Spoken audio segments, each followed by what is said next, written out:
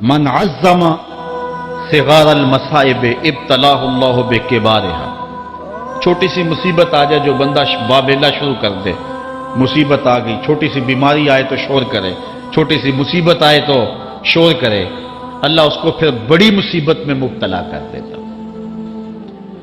جہاں ضرورت نہیں ہے وہاں اسہار کی کیا ضرورت؟ بیماری ہے تو ڈاکٹر کو بتاؤ، بندے کو بتانے کا کیا فائدہ؟ ہمارے ایک دوست ہیں کہ وہ کہتے ہیں کہ پہلے اگر کسی سے پوچھتے تھے نا کہ کیا حال ہے تو وہ کہتا تھا شکر ہے، اور آج کسی سے پوچھے تو وہ کہتا ہے شوگر ہے. یعنی اللہ تعالیٰ جل شانہ نے اگر تمہیں کسی ابتلا میں مبتلا کر دیا ہے تو اس کا شور، اس کا واویلا نہ کرو. جو چھوٹی مصیبت پر واویلا کرے گا اللہ پھر اس کو بڑی مصیبت میں مبتلا کر دے. حضرت مولا کائنات کا ایک اور حکمت آمیز جملہ سماعت کیجیے.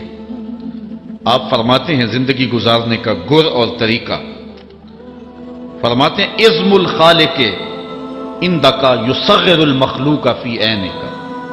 اگر تیری نظر میں خالق بڑا ہوگا تو پھر مخلوق چھوٹی ہو جائے.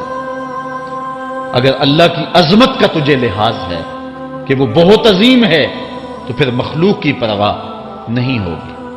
حضرت مولا کائنات رضی اللہ تعالیٰ عنہ فرماتے ہیں کہ ایک باندی کے ہاتھ کے اندر خنزیر کی انتڑیاں ہوں، میں دنیا کو اتنی نظر سے بھی نہیں دیکھتا.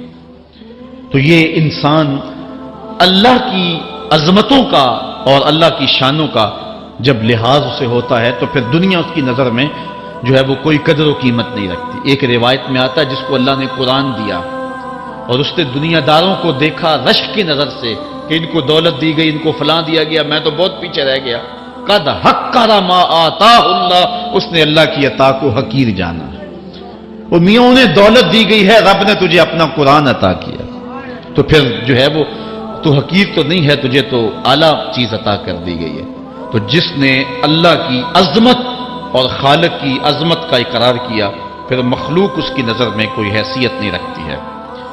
کن فی الفتنۃ کابن اللبون لا زہر فیرکب ولا درع فیحلب. جب فتنے دنیا پہ پھیل جائیں تو مولا کائنات نصیحت کرتے ہیں پھر زندگی کیسے گزارنی. یہ دور بھی فتنوں کا دور ہے. حضرت مولا کائنات فرماتے ہیں جب فتنے معاشرے میں پھیل جائیں تو پھر اونٹ کے 2 سالہ بچے کی طرح ہو جائے کہ اگر لوگ اس پہ سواری کرنا چاہیں تو وہ سواری کے قابل نہ ہو، اور لوگ اگر اس کا دودھ دونا چاہیں تو وہ دودھ نہ دے. یعنی وہ فتنے کو کسی طرح سے بھی تقویت نہ دے، اس طرح کا ہو جائے جس طرح اونٹنی کا 2 سال کا بچہ ہوتا ہے. حضرت مولا کائنات فرماتے ہیں من حاسب نفسہ رابحا ومن غفل عنہا خاسرا ومن خاف آمنا ومن اعتبر ابصر ومن ابصر فہم ومن فہم عالم. فرماتے ہیں کہ جس نے اپنے نفس کا محاسبہ کیا اس نے نجات پا لی، اور جو اپنے نفس کے محاسبے سے غافل رہ گیا اس نے خسارے کا سودا کیا.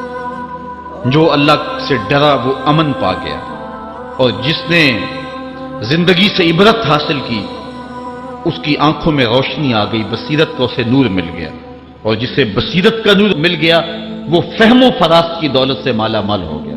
ومن فہم عالما، اور جس کو فہم مل گیا وہی شخص عالم بن گیا. مختلف سیغے یاد کرنے سے عالم نہیں بنتا، فہم و فراست کا نور اگر مل جائے تو یہ ہے علم کا جمال، آخرت کی فکر رکھنے والا عالم. بلکہ مولا کائنات فرماتے ہیں العلم علمان مطبوع و مسموع. علم 2 علم ہے، ایک وہ ہے جو من میں راسخ ہو اور ایک وہ ہے جو کانوں تک رہتا. فرماتے ہیں ولا ينفع المسموع اذا لم يكن المطبوع. جو سنا ہوا علم نفع نہیں دیتا جب تک وہ من میں اتر نہ جائے اور باطن کے اندر روشنی نہ کر دے. حضرت مولا کائنات کی ایک اور نصیحت ذرا غور سے سنیے. فرمایا تمہارے سامنے نیکوکار اور بدکار برابر نہ ہو، کہ نیک بھی جو ہے وہ اسی انداز میں ہو اور برا بھی، اس کا سلوک بھی تمہارا ایک جیسا ہی ہو. ایسا کرنے سے نیکوں کی ہمت پست ہو جائے گی اور خطاکار اور بھی شوخ ہو جائیں گے. ہر آدمی کو وہ مقام دینا چاہیے جس کا وہ اپنے عمل کے اعتبار سے مستحق ہے. اصل خرابی ہوئی تب ہے ہمارے آراس میں، ہماری محافل نعت میں، ہماری مجالس میں وہ لوگ مہمان خصوصی بنے جن کے پاس دولت زیادہ تھی.